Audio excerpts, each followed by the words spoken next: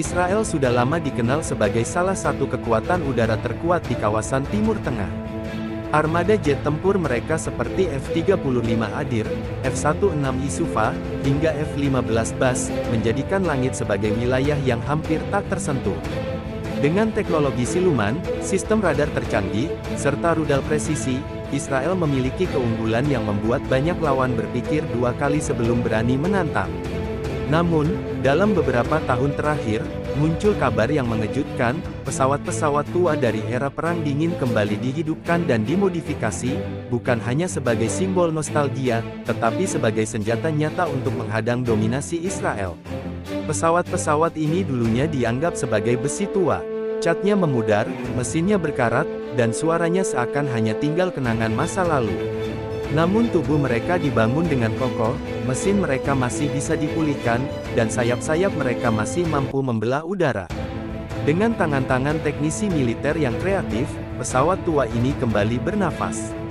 Mereka tak lagi sekadar peninggalan museum, melainkan prajurit udara baru dengan wajah lama.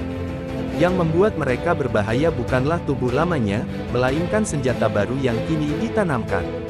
Rudal jarak menengah hingga jarak jauh, yang dulunya hanya bisa dipasang di jet generasi keempat atau kelima, kini bisa diluncurkan dari sayap pesawat tua ini. Radar modern memberi mata baru yang tajam. Avionik digital memberikan kemampuan untuk membaca pertempuran udara dengan kecepatan tinggi. Dan pod peperangan elektronik membuat mereka mampu mengecoh radar lawan, bahkan jet siluman sekalipun. Bayangkan, sebuah MiG tua yang dulu hanya mampu mengejar jet musuh dengan kecepatan terbatas, kini bisa mengunci target dari jarak puluhan kilometer. Pilotnya tidak perlu lagi berputar-putar untuk bertarung jarak dekat. Cukup menekan tombol, rudal pun meluncur, dan dalam sekejap, jet modern bisa terancam jatuh dari langit. Tiba-tiba, pesawat yang dianggap tidak berguna kini berubah menjadi momok yang menakutkan. Namun ancaman ini bukan hanya soal teknologi, tetapi juga strategi. Pesawat tua tidak dikirim untuk duel heroik satu lawan satu melawan F-35.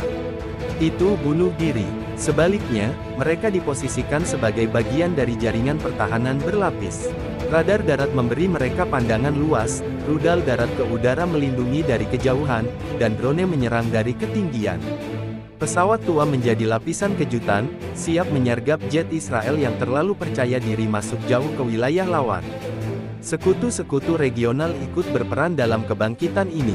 Rusia dan Iran diduga memberi kontribusi berupa radar baru, rudal generasi modern, dan perangkat lunak avionik. Dengan kombinasi tersebut, setiap pesawat tua kini tidak lagi beroperasi sendirian, tetapi menjadi bagian dari jaringan peperangan udara modern.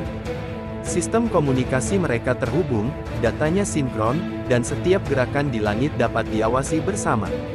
Dengan cara ini, keunggulan Israel mulai terkikis sedikit demi sedikit. Bagi pilot Israel, situasi ini adalah mimpi buruk. Selama bertahun-tahun mereka terbiasa merasa aman, percaya bahwa teknologi siluman dan avionik mutakhir melindungi mereka. Kini, setiap kali radar berbunyi, setiap kali sinyal peringatan menyala, ada rasa cemas yang berbeda. Apakah itu rudal dari sistem pertahanan darat, atau pesawat tua yang tiba-tiba bangkit dengan taring baru? Ketidakpastian ini menggerogoti rasa percaya diri, bahkan sebelum pertempuran udara benar-benar dimulai. Bagi pihak yang membangkitkan pesawat tua, ini bukan hanya langkah militer, tapi juga pesan politik. Mereka ingin menunjukkan kepada dunia bahwa dominasi Israel bisa diganggu, bahkan dengan teknologi lama yang direkayasa ulang. Pesawat tua yang kembali mengaum di langit menjadi simbol perlawanan, meski tanpa jet. Generasi kelima, mereka tetap bisa menghadirkan ancaman nyata. Dalam peperangan, simbol seperti ini sama pentingnya dengan kekuatan tempur itu sendiri. Secara geopolitik, kebangkitan pesawat tua ini mengubah peta ancaman. Israel tidak bisa lagi beroperasi dengan rasa bebas seperti dulu. Setiap misi udara kini membutuhkan perhitungan ekstra, setiap serangan udara memerlukan strategi lebih rumit, karena ada risiko besar menghadapi ancaman tak terduga. Dan semakin lama pesawat tua ini bertahan di langit, semakin banyak pilot muda yang dilatih untuk mengoperasikannya, maka ancaman terhadap Israel akan semakin serius. Kesimpulannya, umur sebuah pesawat tempur tidak selalu menentukan relevansinya dalam perang modern. Pesawat lama dengan senjata baru terbukti bisa menjadi mimpi buruk bagi jet-jet modern, termasuk milik Israel. Mereka adalah contoh nyata bagaimana kreativitas, strategi, dan aliansi internasional dapat mengubah sesuatu yang dianggap usang menjadi kekuatan baru. Dan di langit Timur Tengah yang terus bergolak, pesawat lama ini kini benar-benar siap menghadang jet Israel, menjadikan langit sebagai medan pertempuran yang jauh lebih berbahaya daripada sebelumnya. Kebangkitan pesawat tua juga memberikan pelajaran penting tentang fleksibilitas teknologi militer. Tidak semua negara mampu membeli jet tempur generasi kelima dengan harga miliaran dolar. Tapi dengan kecerdikan, mereka bisa memodifikasi apa yang dimiliki. Sebuah MiG-29 bekas sekalipun, dengan radar baru dan rudal modern, bisa memberikan efek gentar yang hampir setara dengan pesawat yang jauh lebih mahal.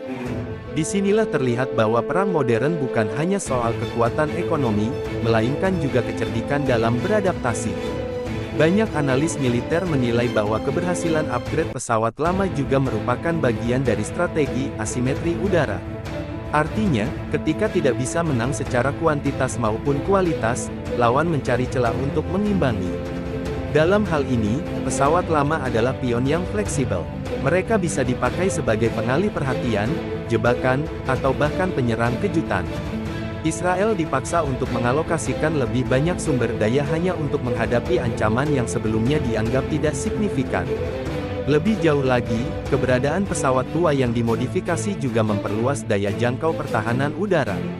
Rudal darat ke udara memang mematikan, tetapi memiliki keterbatasan mobilitas. Pesawat tua bisa menutup celah itu dengan kemampuan berpindah cepat dari satu pangkalan ke pangkalan lain. Dengan begitu, musuh tidak pernah tahu dari mana ancaman berikutnya akan datang.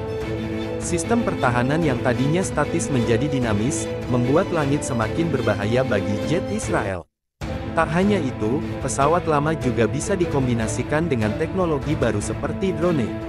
Beberapa skenario menunjukkan bahwa pesawat tua bisa berfungsi sebagai pengendali drone, atau sebaliknya, drone digunakan untuk mengecoh radar musuh sementara pesawat tua melancarkan serangan. Kombinasi ini menjadikan strategi udara jauh lebih kompleks, menambah beban kerja pilot Israel yang sudah terbiasa menghadapi lawan dengan kemampuan terbatas. Ada pula dimensi moral dalam kebangkitan ini. Bagi banyak pihak di Timur Tengah, pesawat tua yang kembali terbang adalah lambang perjuangan melawan dominasi. Mereka melihatnya bukan hanya sebagai mesin perang, tetapi juga sebagai simbol tekad.